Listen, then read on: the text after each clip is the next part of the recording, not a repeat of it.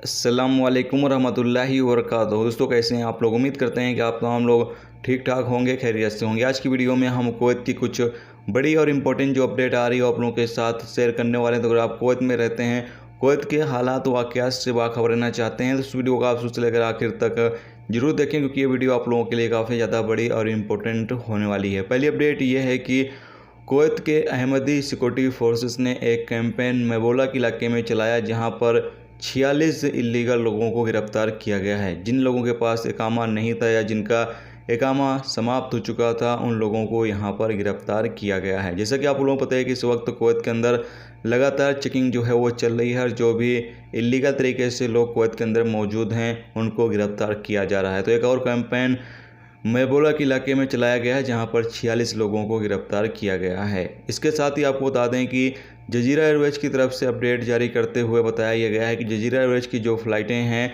वो अब normal schedule के मुताबिक चलेंगी। जी हाँ दोस्तों, जो नॉर्मल शेड्यूल के मुताबिक फ़्लाइटें पहले चल रही थी, उसी तरीके से अब नॉर्मल शेड्यूल के मुताबिक जजीरा एयरवेज की जो फ़्लाइटें हैं वो चलेंगी। तो ये एक अच्छी खबर है कि जजीरा एयरवेज की जो फ़्लाइटें हैं वो नॉर्मल शेड्यूल के मुताबिक अब दोबारा से स्टार्ट हो रही हैं। इस वाली अपडेट ये है कि कुवैत के लेबर मार्केट को 4013 अजनबियों ने छोड़ दिया है, जिनकी उम्र 60 साल से ज़्यादा है। या दोस्तों, 60 साल से ज़्यादा उम्र के जो अजनबी जिनका रेसिडेंस रिन्यूअल नहीं हो रहा था, उन्होंने कुवैत को छोड़कर अपने देश वापस जा चुके हैं। जबकि अब दोबारा से कुवैत गवर्नमेंट की तरफ से अलाउ कर दिया गया है, जिनकी उम्र 60 साल या 60 साल से ज़्यादा है, उनका वर्क परमिट दोबारा से अब रिन्यू किया जाएगा। इसके साथ ही अगली अपडेट यह है कि एयर इंडिया जो है वो बिक चुकी है और अब एयर इंडिया को टाटा ग्रुप जो है वो चलाएगी। जी हाँ दोस्तों, टाटा ग्रुप जो है वो अब एयर इंडिया की जो कमान है वो संभालेगी।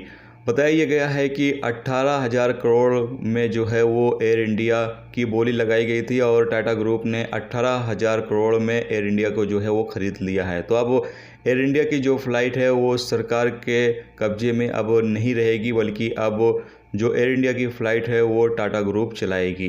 इसके साथ ही अगली अपडेट ये है कि कुवैत में पिछले 24 घंटे में 35 नए कोरोना वायरस के मरीज रिकॉर्ड पर आए हैं, जबकि एक शख्स की मौत हुई है और 39 लोग ठीक हुए हैं। कुवैत पिछले 24 घंटे में 17,003 लोगों का कोरोना टेस्ट किया गया है।